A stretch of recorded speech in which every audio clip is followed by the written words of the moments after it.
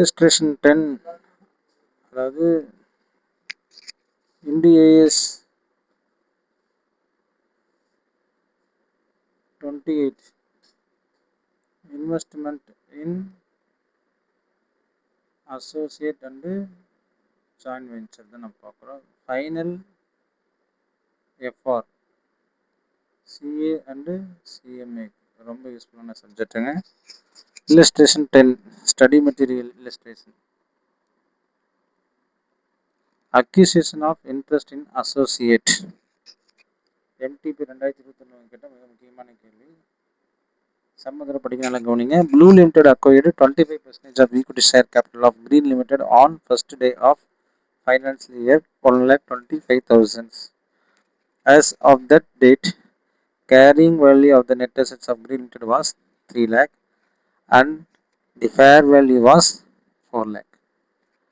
The excess of fair value over the carrying value was attributable to one of the buildings owned by Green Limited having a remaining useful life of 20 years. Green Limited earned profit 40,000 and other comprehensive income 10,000 during the year. Calculate goodwill capital reserves on the date of acquisition, Blue Limited share of profit and other comprehensive for the years, closing balance of the investment of the end of the year.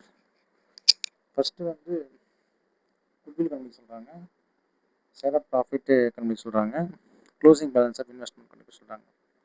அப்போ first நீங்கள் எவ்வளோக்கு வாங்குறீங்க? 25% வந்து ஒரு லட்சத்துக்கு வாங்குறீங்க. As on the date, carrying value of the net assets was 3 lakh and fair value was 4 lakhs. இப்போ carrying value, fair value, carrying value, fair value எதை எடுத்துக்கலாம் அப்படின்னு கேள்வி. அப்போ குட்வில் கண்டுபிடிக்கும் போது cost of investment 1,25,000 fair value of the net asset 4 lakh. அப்போ fair value தான் எடுத்துக்கணும். பாருங்க, ஃபேர் வேல்யூ எடுத்துக்கலாமே தவிர கேரிங் வேல்யூ எடுத்துக்கலாம். அப்போ கேரிங் வேல்யூ ஃபேர் வேல்யூனும் போது carrying value எடுத்துக்கொள்ளக்கூடாது.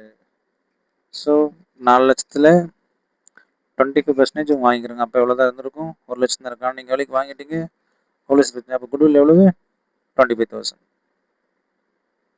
This goodwill is included in the carrying value of investment. This goodwill is included in the carrying value of investment. So share of profit earned அடுத்த கேள்வி நம்ம பார்க்கணும். The excess fair value over the carrying value was attributable to one of the buildings owned by Green Limited having remaining useful life is 20 years.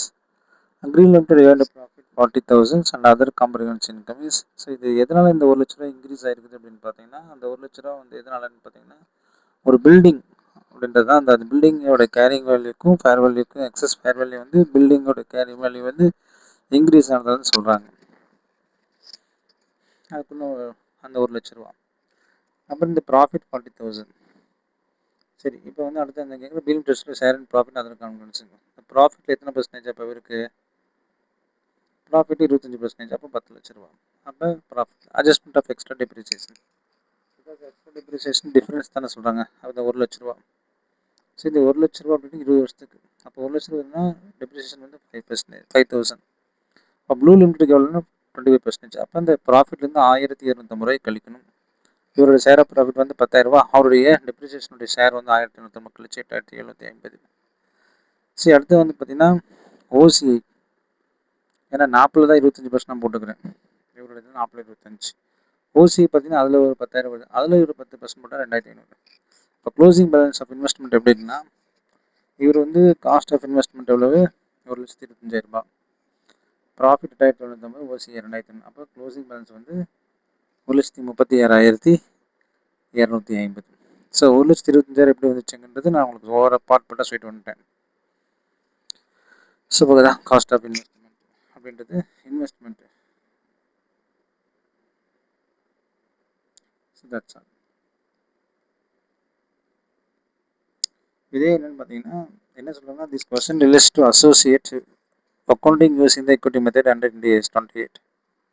When and investors holds 20 to 50% becomes associated. Instead of considering investors records, investment value plus investment value எப்படி நீங்கள் வந்து record பண்ணணும்னு பார்த்தீங்கன்னா cost plus share of profit plus share of OC minus dividend and adjustments. This is very very important. Investment value பண்ணுறது cost plus share of profit plus share of OCI minus dividends minus adjustments.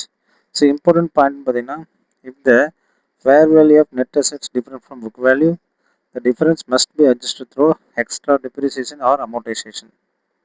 Hence, the fair value increases related to buildings, so depreciation adjustment is required. Suppose company buys 30%, company earns 10% profit. Investors share 1 lakh into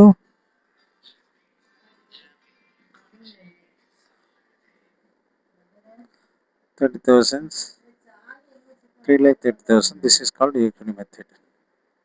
ஒரு நிறுவனம் 50 to 60% வச்சிருந்தா அந்த நிறுவனம் வந்து associate ஆகும். அது equity மெத்தடை பயன்படுத்த வேணும்.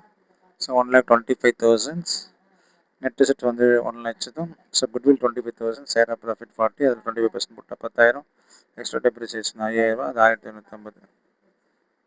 ஸோ ஓசிஐ வந்து 25 க்ளோசிங் பேலன்ஸ் 1,36,250 வந்துருக்குங்க. ஸோ இது ஈஸியான கான்செப்ட். Don't worry.